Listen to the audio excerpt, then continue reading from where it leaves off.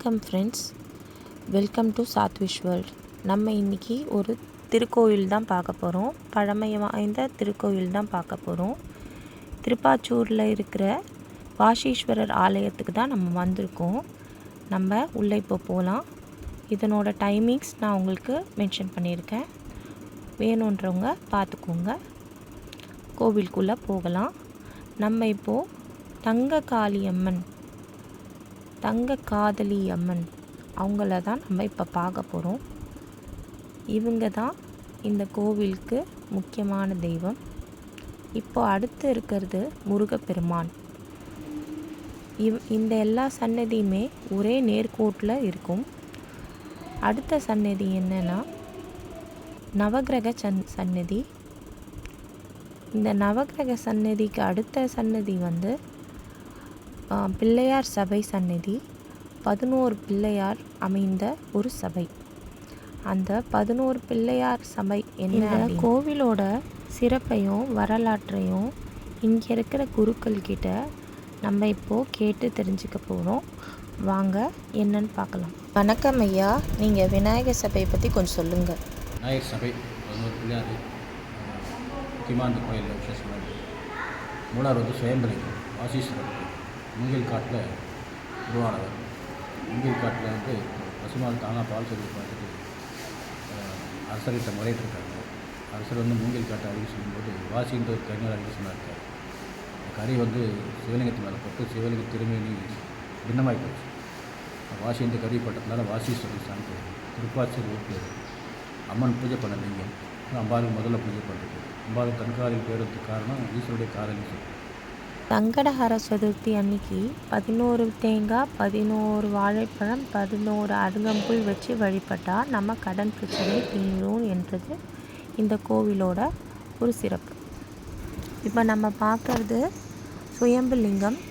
இந்த கோவிலோட மூலவர் சப்த கன்னிகளோட அமைஞ்ச ஒரு கோவில் தான் இது. வக்ரதுண்ட மகாகாய சூரியகோடி சமப்ரப நிர்விக்னம் குரு மே தேவ சர்வகாரியேஷு சர்வதாம்.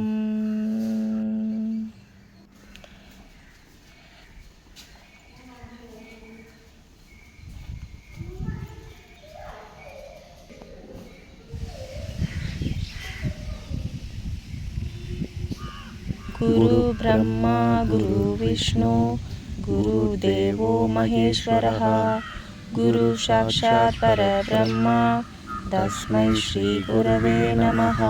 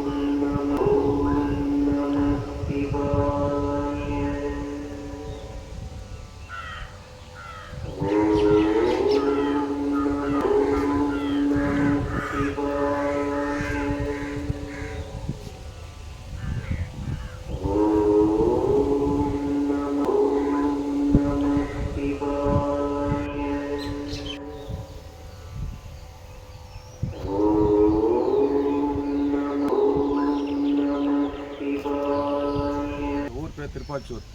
இந்த சன்னதி பேர் வாசீஸ்வரருடைய நேர். கூட இருக்கிறவங்க வந்து தாயார் பேர் வந்து தங்காதலி அம்மன். இந்த கோயிலுக்கு மூவேந்தர்களால் பாடப்பட்டது. இது திருத்தணி கோயிலையும் சம்மந்தப்பட்டது.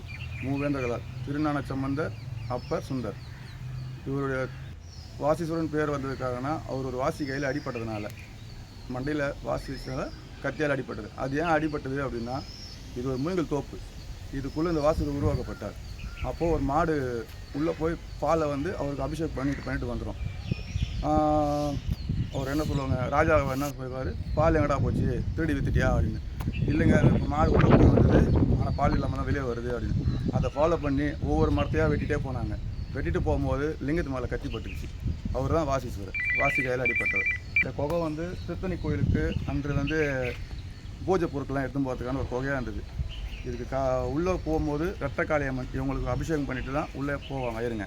இதில் உள்ள பெரிய பெரிய கொலைவெல்லாம் இருந்து 2 ஐயர் வராதனால இந்த குகையை மூடப்பட்டது. அங்கே யாரும் போயிட்டு அந்த குகை மூடிட்டு அவங்க ஒரு சிவலிங்கத்தை ஒன்று வச்சு விட்டாங்க வழிபடணும்.